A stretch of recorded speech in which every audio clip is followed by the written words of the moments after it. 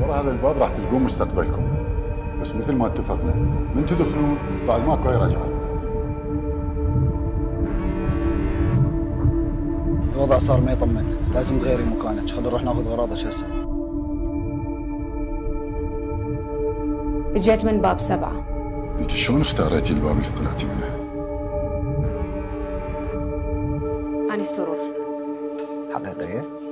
إنه مو جنية. علاء، أنت إيش ما راح تعوض مكان أبوي. ماكو شيء صدفه. يعني أنتوا تعرفين الماكينة اللي طالعة فوق؟ هو هذا اللي جابني هنا، وكل اللي دا يصير مكتوب لي. كل هذا جاي يدور على بصماغ وهي داخله منها من الباب. أبو صباح منو؟ هذا بشر مثلنا؟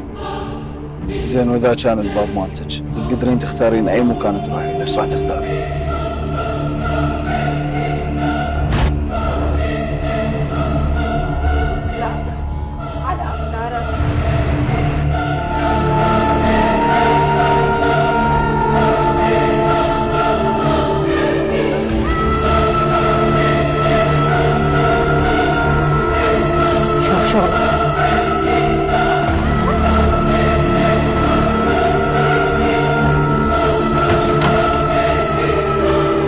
أعتقد أني اختاريت بغداد.